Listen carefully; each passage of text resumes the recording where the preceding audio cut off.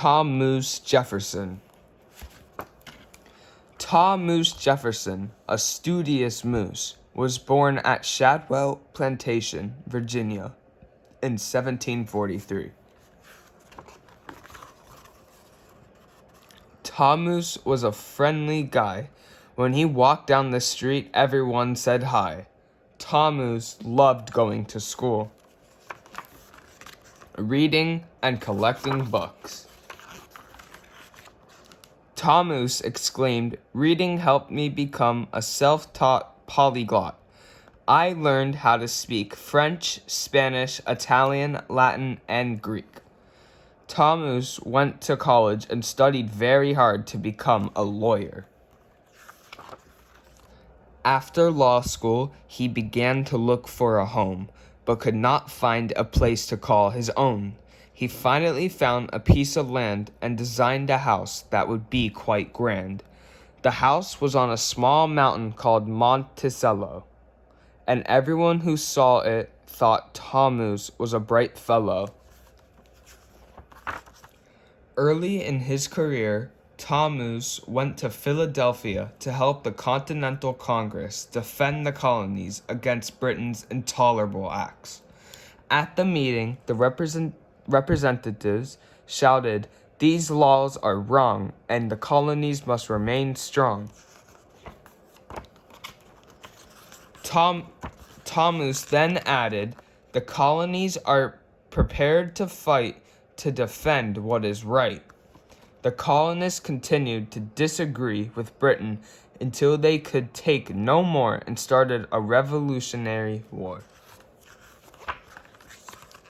Thomoose would now have to write a declaration that would change the state of this great nation. The Declaration of Independence stated that the colonies would now be free, independent states. It stated that all men were equal, and they wanted to let the king know that they were no longer under his control.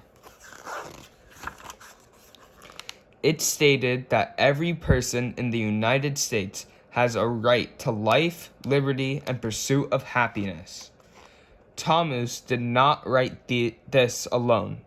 He had help from many statesmen, and now all that was needed was the stroke of a pen.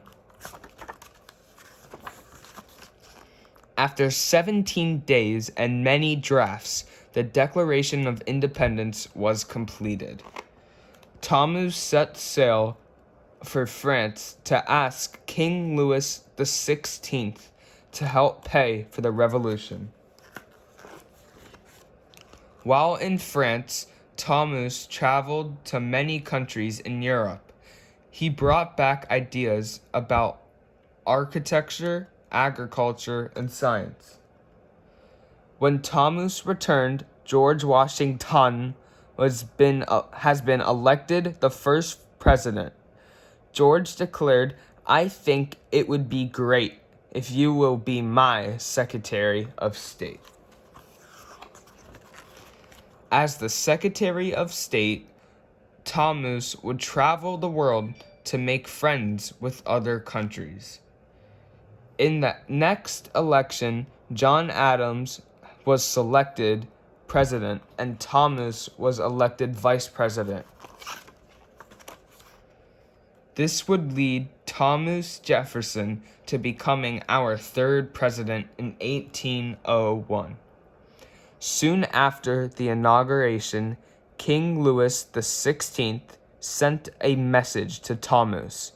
It said, "My general, Napoleon Bonaparte, needs more money to fight a war.